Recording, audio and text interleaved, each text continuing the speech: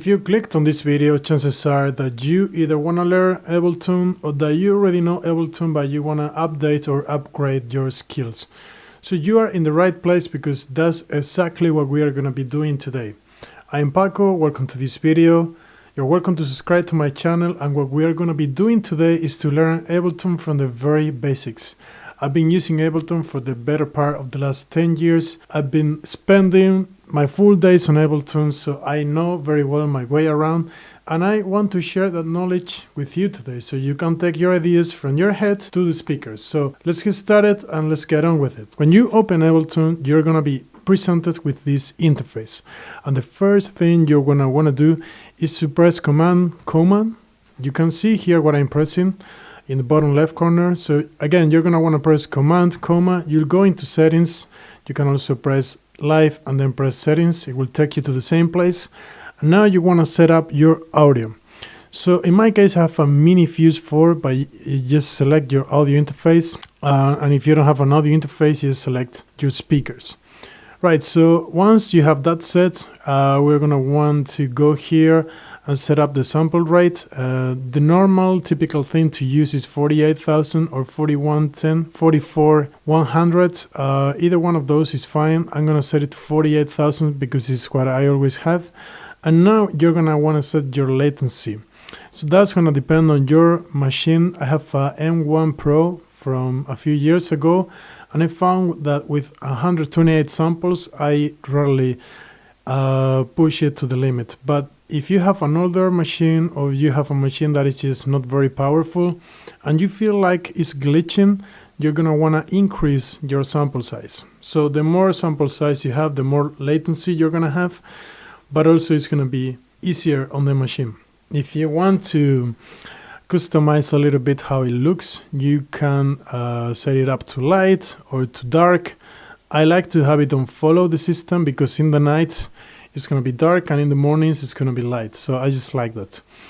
And you can set up any other things that you might like. You're going to want to like play with the settings here. And lastly, let's go to the plugins. If you have any plugins, you're going to want to set, if you have any custom folders, your custom folders here. And then, yeah, same goes for the library. If you have like a library that you want to set, and the same goes for the files and folder. But for the first setup, if you're not very experienced, just leave it as default. And then as you might need to set up some new paths and new folders, you'll just know. So, okay, we close it, and now we are in the digital audio workstation. I'm a big believer of learning by doing.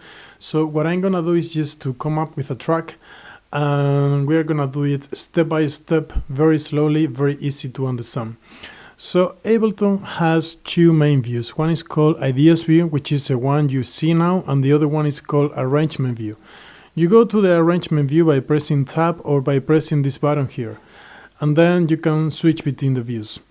In the Arrangement View, you have your traditional digital audio workstation, and here what you can do is to pretty much do what you do in a normal traditional digital audio workstation. This axis from left to right, it represents time. If you look up here, you have the bar number, and if you look down, you have the time number. So this is the timestamp. This is a 10 seconds mark, 20 seconds mark, 30 second marks, and so forth. So to explain you how the Ideas View work, I'm just gonna start here. You have two types of tracks in Ableton. One is audio tracks and the other is called MIDI tracks. If you right click, then it will say MIDI track.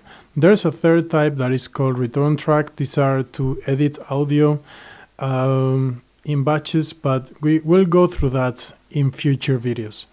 So audio track is where your audio lives, and MIDI track is where your MIDI lives.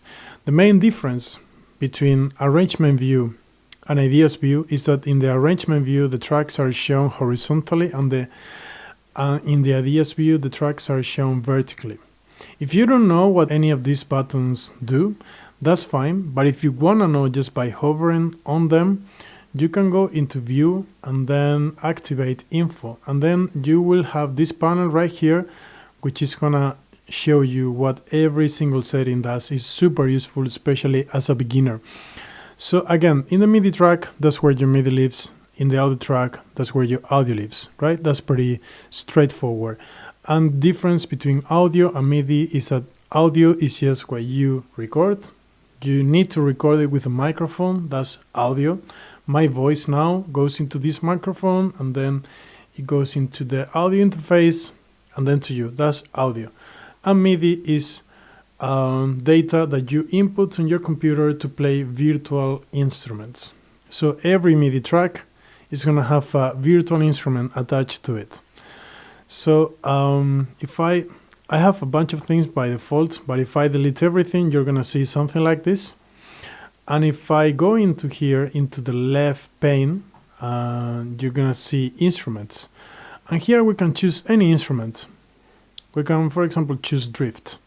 If we choose drift, it's going to have a init preset. This means there is a preset without anything done to it. We can delete it by pressing backspace, or, and also we can delete it. We can come back to it by pressing Command Z. That's undo. It works pretty well, like in any other program. So if we drag this here, then we have an init preset. But if we don't want an init preset and we want a specific preset, then we can go into the drop-down menu, and all of these are presets. You can pre-hear them just by going through them. So if we just get a 808, let's go with that, and then we drag it here, either to the track or here, because it's what we selected. Then we can play these instruments by using a MIDI keyboard, or just by using your computer keyboard if you don't have a MIDI keyboard. So if you want to use your computer keyboard, you can press this button up here, or you can press M.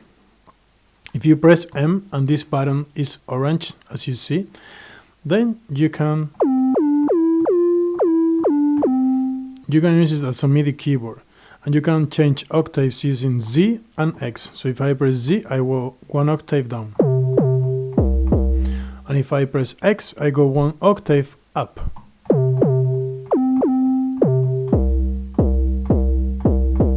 Okay, so if we want to record something in this track, we are gonna feel the tempo, right? So the way you feel the tempo is just by pressing play and activating the metronome here.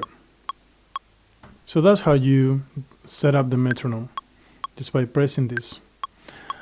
And then if you want to change the tempo, you can here click and drag to increase it, you drag up, and to decrease it, you drag down, and you can also double click and input a value that you might want. So for now we're gonna stick to, I don't know, let's go for 90, for example. Let's go like a slow beat.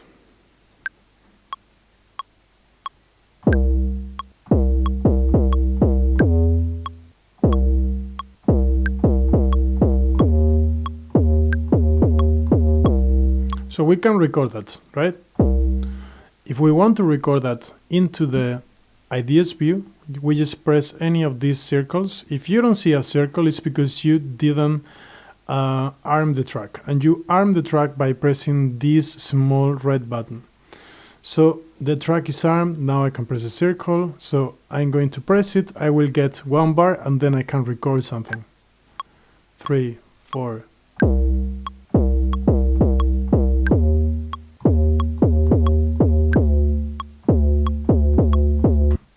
And that's it. I stop it by pressing stop.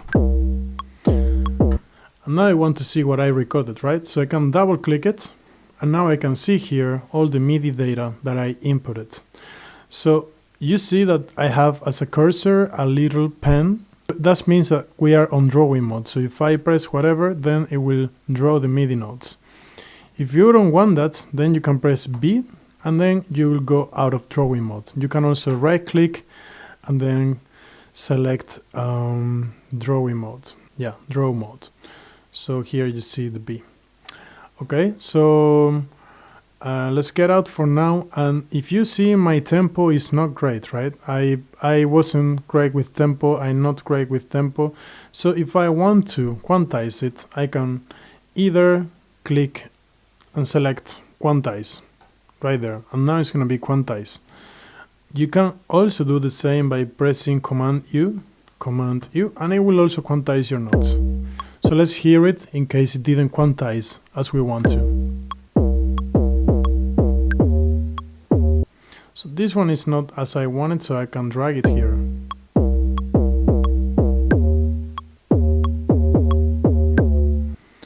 This one can go perhaps here.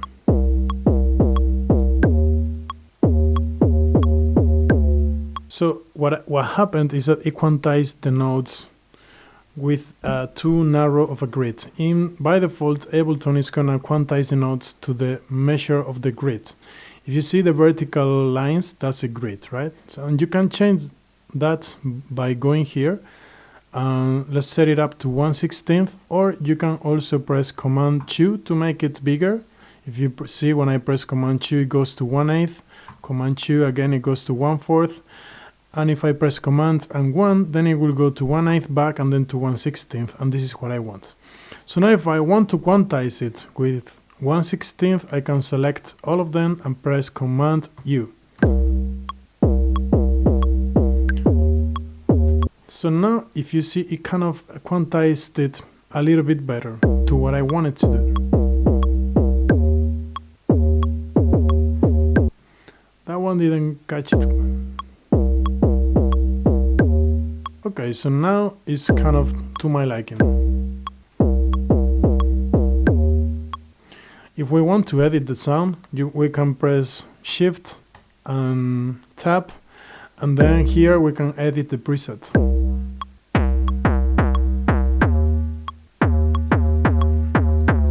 We can make it a little bit more like distorted. Many of these presets anyways have the parameter that you want to edit here. If you want to expand the preset, which I don't recommend you do if you're a beginner, but if you do want to, you press there and then you see everything that the preset is having. So it has the drift synthesizer, and then it has a bunch of effects. If you double click them, then you expand them. But if you want to keep things simple for now, you just press this button and you can just edit the sounds that the preset allows you to edit. And that's gonna make things way easier for you. So now we might want some drums, right? If we want to, instead of working in the ideas view, which can be a little bit confusing, especially if you're a beginner, we can go into the arrangement view, and we can, for example, drag this, press tab, and then we can drag it here, and it's gonna drag our clip for us. Now if you see this track is grayed out, that's fine. You just press play, and now you are back on the arrangement view. So now in the arrangement view, we can zoom in to make things a little bit more visible. We can zoom in by pinching, like we do in the phones. If you don't have a trackpad, you can press Command and then you zoom in and out, or you can select a region that you want to zoom, and then you press Z, and that's gonna zoom it up for you. So now if I select this region, press Z, it's gonna go to that. Be careful that you are not in MIDI mode like it just happened to me. If you press M and then this keyboard is, as you see, highlighted, then it means that you are in MIDI mode, and then you have essentially here a MIDI keyboard. If you want to exit, you just press M again, and then you again select whatever you want to select. You press Z, and then you go to that region. It's pretty handy, and especially when you get more used to it. So now what we want might be, let's add some drums, right? So we can add drums as audio just to check out how it works instead of using MIDI. Let's do this. Let's just add the kick as audio, and the rest we're gonna do it with MIDI. So if we go to samples, then we can filter the results by using these categories. So what we want is drums, so we want kicks, and Ableton has a bunch of sounds for you. We are gonna just stick to them. So these are drum loops, but we don't have to do drum loops, we just have snares.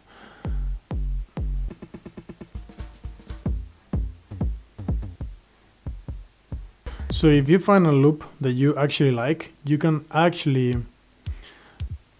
drag it, even if it's not in the same tempo, you can drag it anywhere, either to an audio track, that's what I recommend, but you can also drag it to the empty space and it will create a new audio track for you. And it will be named after your audio file. If you see, this one is called Neon Dream Kick, then this is called Neon Dream. So if we just play them together, let's say that we don't want all those 4 kicks, we just want the first one. We can drag it like this, and now we just have this kick. So that can be handy depending on which situations. And if, let's say, you only have that kick, you only like that first kick, you can duplicate it by either pressing Command D and then moving this one around, or you can delete this one by pressing delete. You can click, then press Option, and now while you drag, it's gonna duplicate that. It's gonna duplicate that one for you. So let's say that we want to put a 4 in the floor. That's calling house music, the typical drum loop, kick loop. So we can do this. And let's say that we want all of this to be one file, like it was when we dragged it. You can actually do that. You can select it, highlight it, and then press Consolidate, and it's gonna consolidate it for you. And you can press also Command J and it will do the same thing. So now this is what we have. So now we want to duplicate this one, and then we have 3 bars.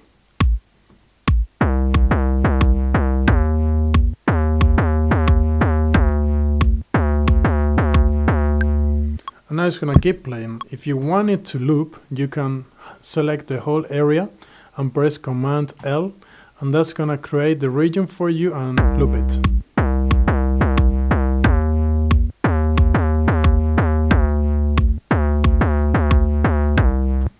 Okay, so that's something to get started with. Now we can add some more layers in the percussion, and we can do that using MIDI, as I said before. So we can go into drums, and then we can choose any of the kits here. Let's choose a techno kit. We can drag and drop it here. And since we already have the kick playing, we can create a new clip. We can do that by selecting, let's say, this region, then right click, and then we'll go into insert empty MIDI clip. There's an empty MIDI clip, and now we can input our notes. Here you have the different tags of drums that are in this drum kit. So we can add, for example, these 2 snares. Actually, we can add them like this in every 2 and 4 of every bar. Or that can be a little too much maybe. So we can just add it in the 2 and 4. Just a typical thing to do. I inputted the ground one. So now if we wanted to loop, if we want just to loop this region, we can again press Command L, and we are just gonna loop this region now.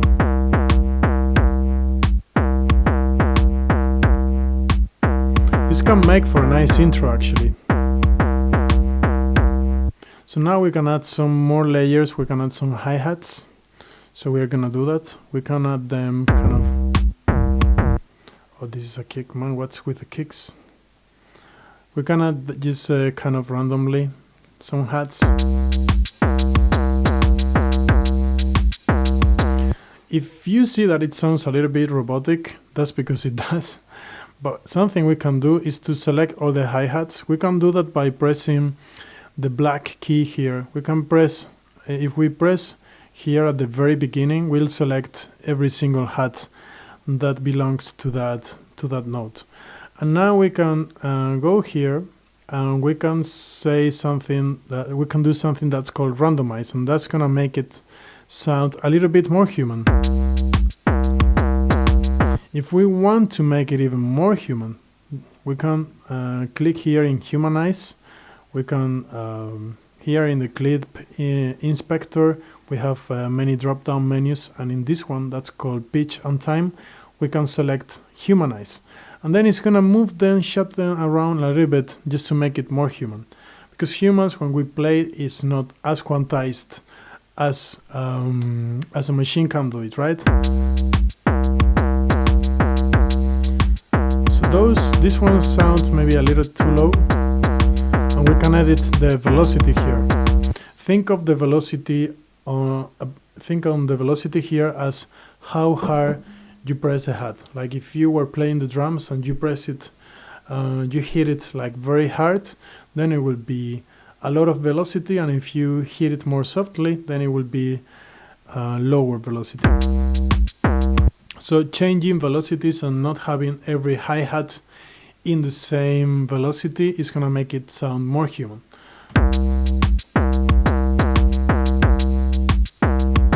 We can add some tones around.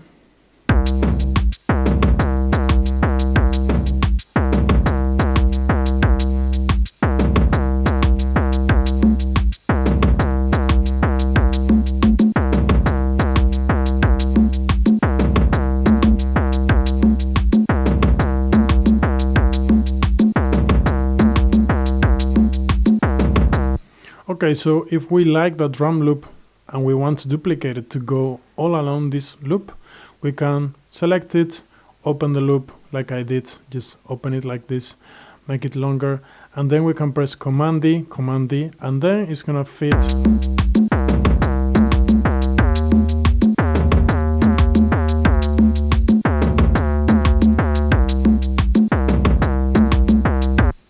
So that's how you pretty much can build things on the arrangement view. Now let's say that I want to have some chords, right? That's pretty essential in music. So the first thing I'm gonna do is I'm gonna go back to the 808, that's this drum, and I wanna hear it only by itself. I don't wanna hear any other thing that is not the 808. So I can press this button here, the S, and then it's gonna solo it for me. And I'm going to lower the distortion a little bit because I feel like it's too much. I'm gonna play a little bit with the parameters.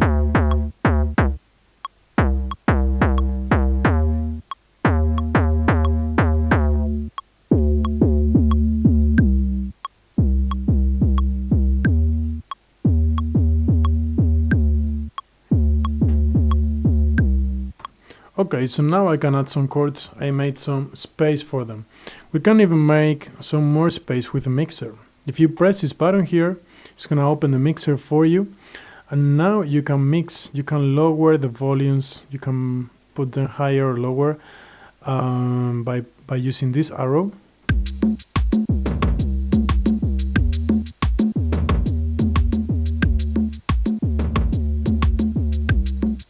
Okay, so that's a way to do it. Now I'm gonna choose another instrument and I want to put some chords down. Okay, so I can go into instruments, I can go into the different categories here if I want to look for something like that, and I'm gonna go into pads, I'm gonna go into basic, and I'm gonna go into synthesizers. Oh, and I have no results. Okay, so now I have here a few options, and if I open the drop-down menu, I can pre-hear them, right? So I can use something like this, for example. I can drag and drop here. It's gonna create a new track for me, and now I can create the clip like I did before. So the way you do that, again, you select the range where you want to introduce your clip, and now you click on insert empty MIDI clip.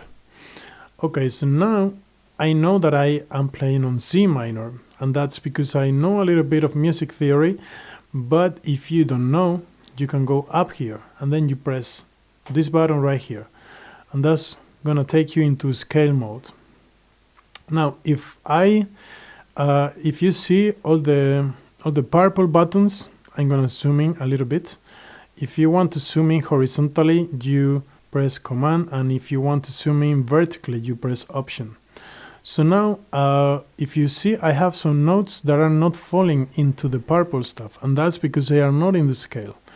And they are not in the scale because this is set up to C major, but I'm actually in C minor. If you see now, all of them are in the scale. That's just music theory. That's something you need to learn on your own. I can make videos about that. Let me know down in the comments if you are interested in it. But for now, just take that I'm playing on C minor, and if I want to see which notes belong to C minor, then I will just select the scale here, press this button, and then click here on highlight scale. So if you have this selected and you don't see the highlights, then you just press this button. You can even fold and just choose to see the notes that you played and the scale that you played. So that makes things easier, I guess. So now I'm gonna go into the pad. I'm telling you about this scale thing because it's gonna be pretty useful for the chords. Okay, so if we go up now, let's click on the scale thing. Let's go into C minor, and now let's put some chords. I'm gonna make the grid way bigger because 1/16 is too small. I'm gonna make it 1/4. And now I want to put some chords. If you know how to put chords, the chords are normally you just skip one note, skip one note, and skip one note. This is a minor 7th chord. Oh, I think I'm on.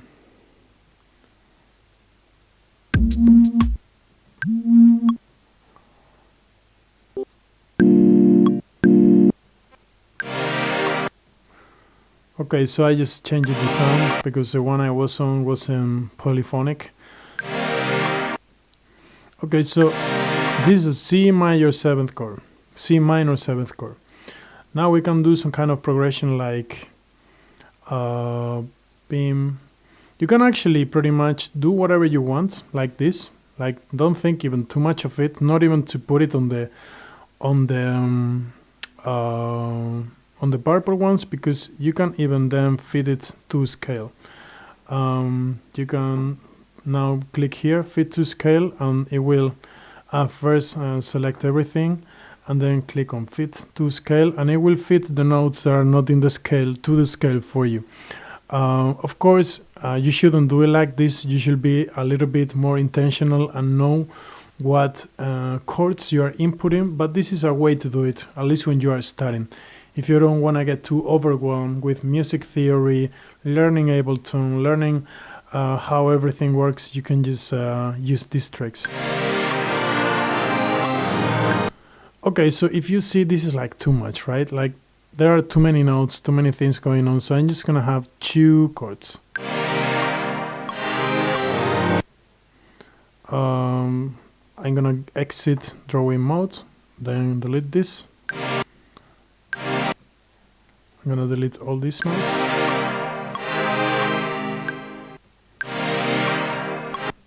Okay, so let's hear it all together. Okay, I can duplicate this one here by clicking on it while I press Option. Now I drag it, and now I release, and it will make a copy. So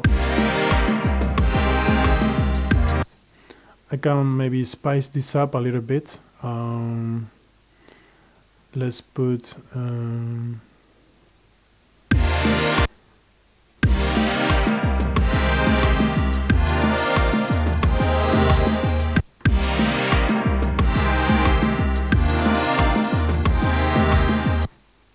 So that sounds like pretty basic. We can edit the sound a little bit.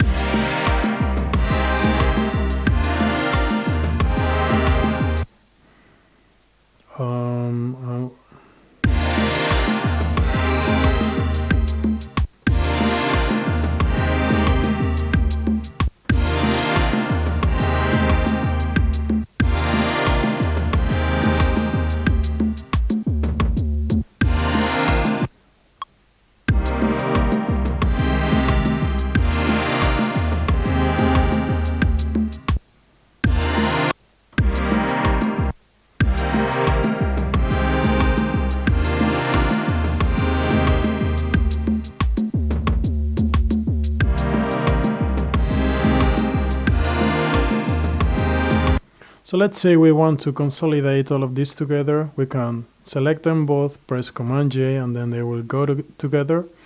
And even if we want to make all of this a loop, we can select the whole thing, press Command J, and then it will do the same thing. Now all of this is a loop. And if we want to duplicate it, we select the whole thing, press Command D, and then it duplicates it for you. And now something we can do is to move the looping region here, and we can make some edits to it. So for example, we can duplicate the whole percussion thing. We can consolidate it by pressing Command J, and here we can remove some of the things just to make it less complex. And I'm gonna hide the mixer. Things are getting a little bit too cluttered, so just press there.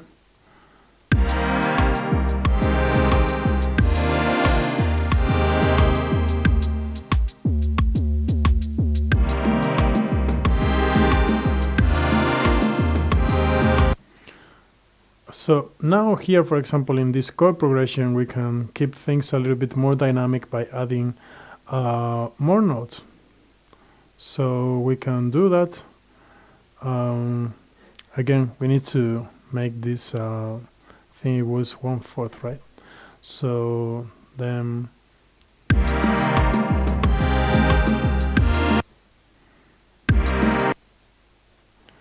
so we can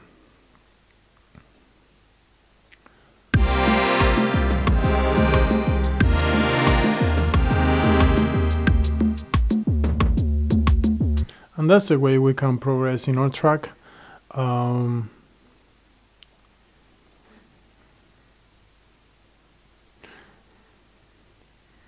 If you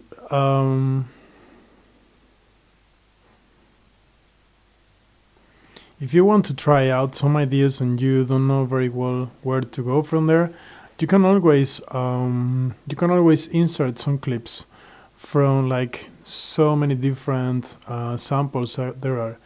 Like you have samples of every kind of every possible piano. You can go into C minor,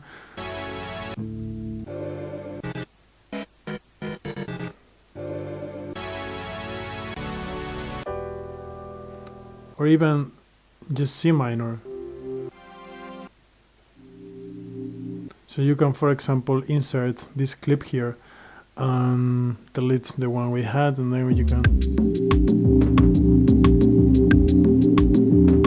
So you can always try to inspire yourself with the sounds that you already have in Ableton.